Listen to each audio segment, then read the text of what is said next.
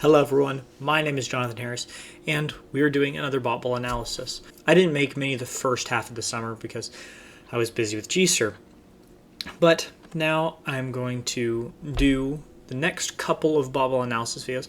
I always promised myself that I would do 10. I've made 7 so far, and so I have 3 more. This is one, I'll have 2 more coming out after this. That's not saying I'm going to be done making videos. I still have some tutorials that I want to make, specifically when the gyro gets fixed and put on the official Wombat version. Hopefully that's coming around soon, but I'm in no rush. But let's go ahead and go in and look at this run from Xavier. Now, when we talk about consistency, this is the pinnacle of consistency. Never have I ever before seen a team get a perfect 1 in seeding. And a perfect 1 in seeding, you might think that's not that hard. Because if you're just the first in seeding, you get a perfect 1, right? Well, no. Your seed score is calculated not only by where you are in relation to everyone else, but where your second score is, and where your score average is to the maximum score of the day. So to get a perfect 1 in seeding, you have to get the maximum run, like the maximum point run of the day, twice. That's what a perfect 1 in seeding requires. And so it's really, really, really consistent. And I've never seen a team do that. And then obviously they went undefeated in the double elimination bracket. And so this is a very consistent run.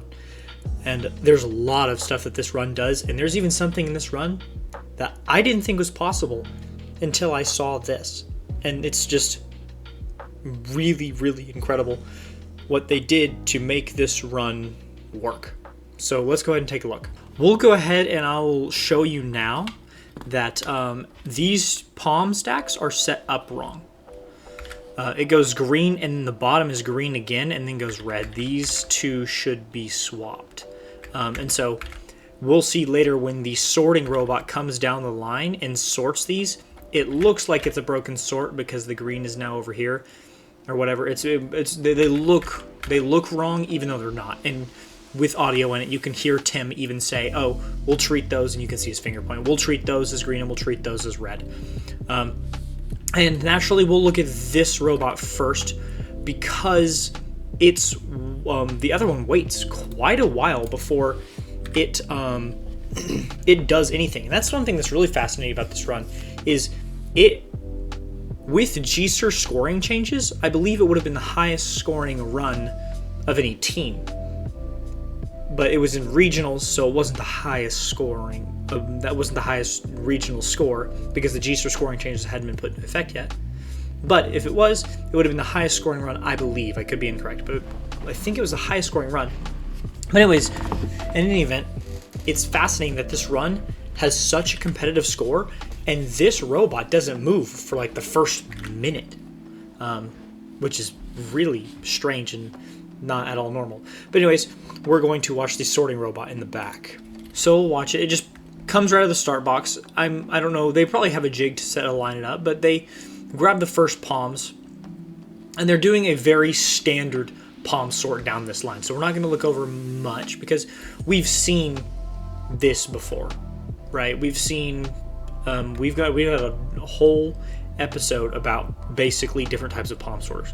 So this is very familiar to the ones we've seen, is it just grabs the top one and scrapes them. Now you'll see here we do have that fake unsort, but is actually sorted. They did not mess up on that. You can even see Tim pointing, look, we'll treat those as that. And, you know, he's talking, so we have a little bit of a cut in the video, but I still thank you very much, Tim. But now we see this other robot start to move. We'll go back to it in a second. Oh, no, here we go.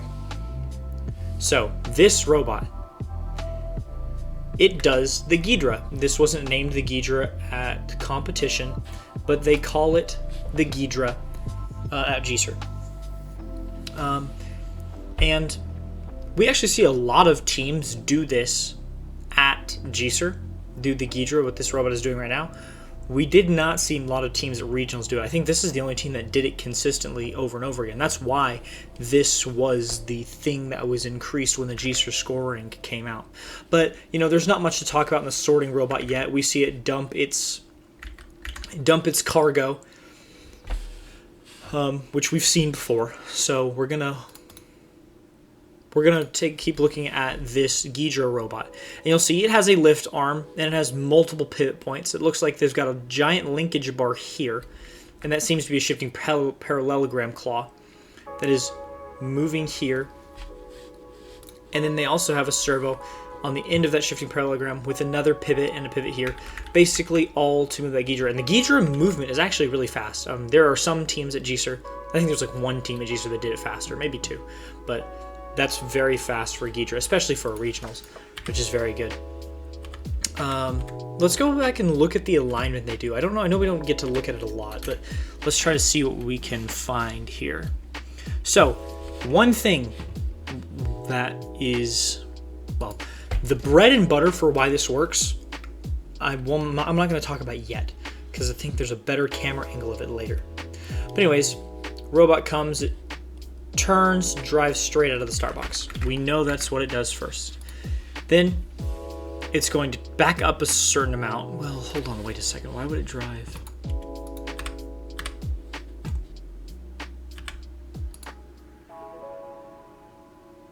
Okay, I see. So I like that a lot. I like that a lot. That's actually, wow, I didn't realize that. Okay, so as they're driving this way, they're using the distance sensor on the front of the robot. They're using the distance sensor on the front of the robot to detect when they've gotten to a certain point close to the pipe. I can always talk about the XYR system. That's them resetting their position. They are driving until that distance sensor detects a value, and so they know exactly where they are in this axis, which is really smart, and especially when we talk about what I think is really amazing later. But we see them go ahead and back up. And then we have a predefined precision sequence here where it's going out a certain amount, turning, and it drives up on the ring to grab it. We can't really get a good angle here. I think there might be a better video of it, actually. We can cut to that. But I think we've all seen a Ghidra work. It just rotates, and it does it rather nicely, but this just looks like a pre-programmed sequence where it's not really checking anything. It just knows to turn at those angles. One thing that people don't realize that's actually kind of nice is that this has a decent bit of wobble in it. All of that is, it's not a rigid structure. It's stable, but it has play in it. That's good for when we're trying to do something like this, because if we're off a little bit, the system has play in it to move things out of the way and continue to get at that pipe. So it might not have been they might not have tried to make it as pliable as it was, but that actually is a big factor, and a lot of the reasons I saw some of the Ghidra mechanisms work at competition like they did is because they had a little bit of play in them and were able to bend out of the way and didn't have to go perfectly along that predefined 90-degree and straight turn route. They kind of had a little bit of bend to play in them, which is really interesting. But after this, after we see the Ghidra to the top level, they're going to turn, and you'll see that is a possible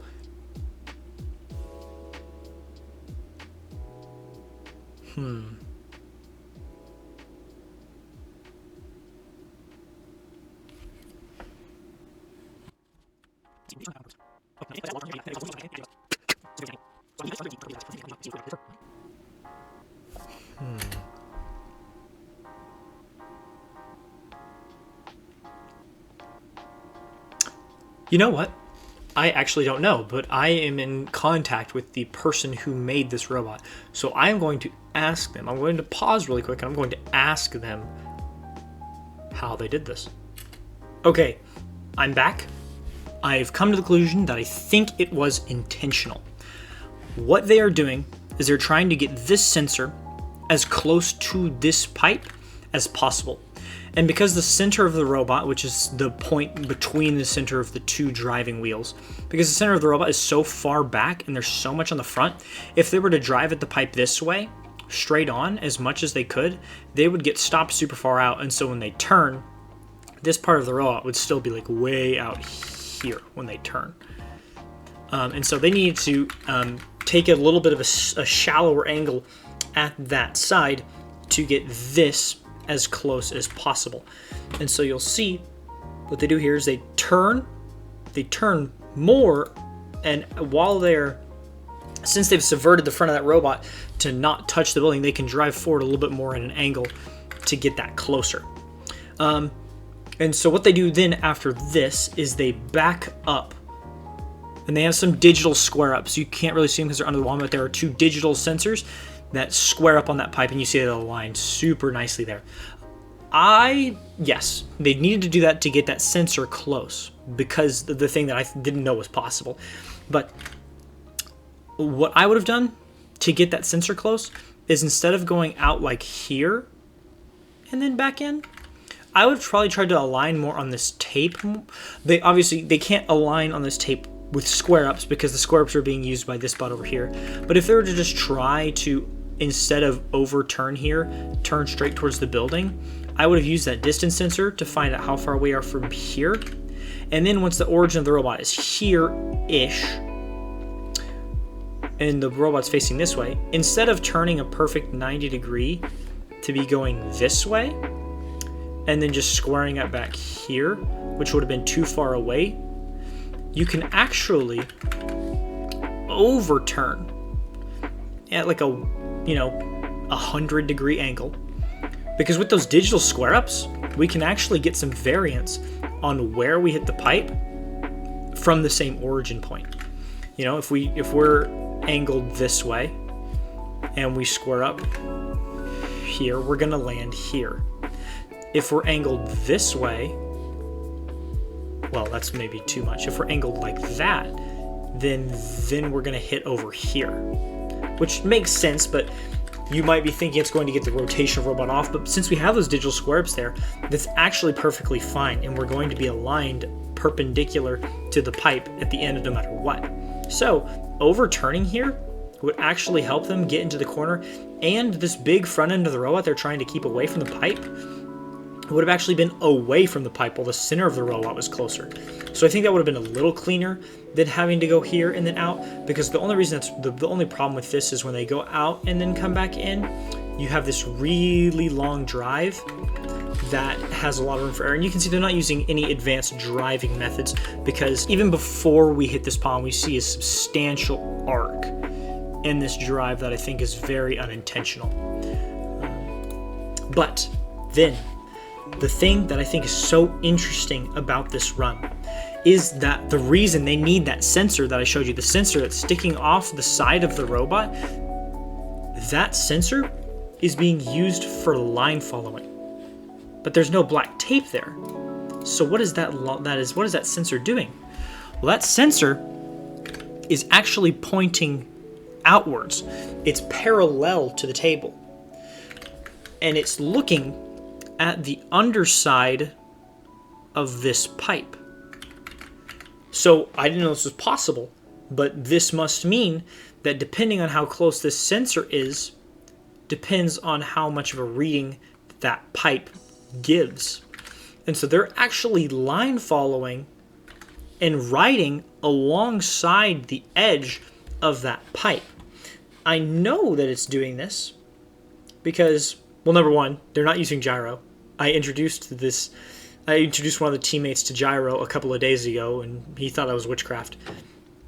This was months after this regionals. And so, but we'll look here. This palm's in the way. It knocks the robot off course, and it recorrects itself to be lined up with the pipe because it's line following. And now we can go back to the beginning of the sequence, because I want to show you that what's so amazing about this beginning drive. So this beginning drive, it's so sad that it's out of frame here. Oh wait, no, we were coming in frame. So that sensor is ready to go on the pipe. Okay, so you can see it drives and then pushes itself away. It's 100% a line follow. And so they're line following until distance sensor. Whoops. They're line following until distance sensor. They know where they are here. They know their rotation because they're parallel to the pipe, and they're going until they see a wall. perfect. You're checking all 3 boxes. That is a magnificent drive, and that is exactly what you need to be able to do to get this Ghidra consistently. So that's awesome that they're using the pipe to line follow. I definitely think this is something that is super useful. I don't think very many teams know to do this. I think it's something that is definitely worth experimenting with, though. It should just be the same exact line follow code as the code that I've given in my tutorial, even though you might need to change the gray value in the multiplier, which you would have to do anyway for a regular line follow. But that's really cool, and I think that's going to become super useful in the future. That is what that robot does, and I love it. It's perfect, and they make sure they're grabbing those encryption keys, and they're using the effectors on the robot that they already have for the Ghidra to now grab effectors. I like it when to now grab encoders. I like it when effectors have multiple uses. It's really nice. Let's go over to the other robot again, because we need to see what happens after greens have been dumped. So drives along here. It's making sure it's patting those greens and reds in all the time, because it's making sure that it has all of them, they're not escaping, and also wobbles back and forth a lot because it's making sure that each one of them is touching the white. Because remember, electricity rule is not there this year, so if it's not touching the white board, it doesn't count. So they're jostling back and forth constantly to make sure that they're getting every one of those palms touching. So you'll see they've specifically and intentionally dropped palms where they have and built this new effector that we're fixing to look at back here, so that right after palm grab, they can square up right there and immediately go back, square up into the PVC pipe, textbook, and rake right there. They're going to go do it again. They're going to turn, and they're going to dump reds. Now, you might think, why didn't they just grab the encoder before they put the reds in? They were closer. Well, the reason is you actually want to delay on getting the encoders as long as you can. You want the other team to get them first before you go get them. So waiting even 5 more seconds is technically more optimal. So even though they were closer before they turned into reds, I do think that that was the correct move to make. And you'll see that they rake all those encryption keys, and that is what that robot does for the rest of the time. But something to note, I switched views here again so we can get a little bit of a better view on that rake up close. But I want you to see something here once we get a little bit of a angle shift. I think we're going to get an angle shift. Oh, there it was right there. A little hard to see. This is a motor. This is a motor. They're using a motor as a servo. You're going to have to do this at some point. If you haven't done it yet, you're going to have to do it at some point. Motor as a servo, it's going to happen, right? They're using a lot of servos over here. They didn't have any to spare for this rake, so they're having to use a motor as a servo. The problem with that is motors don't have absolute position. They have the tick counter, but it's not super accurate, and you're going to get drift in the position. So you can't use these to find an accurate value over long durations of time. It constantly needs to be reset against something. So right here, they have the metal lever bar across their bot. So that way, here we go. As it comes forward, it clicks onto that digital sensor to reset its position. We can see squares up, digital sensor bar. Oh, no, it doesn't have to reset itself on that one. Okay, but moral of the story is, on those motors, when you're having to use them as a servo and you need an absolute position, you need a physical sensor that motor can spin back to as a reset point. Because moving one position off of ticks, you're going to get a decent amount of accuracy. It's only when you do it over and over again that you're going to get that error. So if you have something that can reset to every single time, like a digital sensor, then you're going to have a lot more accuracy. And so just know in the future, when you have to do it, everyone's going to have to do it. When you need to use a motor as a servo, use a digital sensor somewhere to check the end position. It's going to make your day so much easier, I promise. That's all I have for this one. We get to see some really cool things with this run, especially the Ghidra mechanism, how it's flexible, and so that helps it move the maze piece, move it along the maze piece. We get to see that line following along the side of the pipe, which I think both Xavier teams actually did.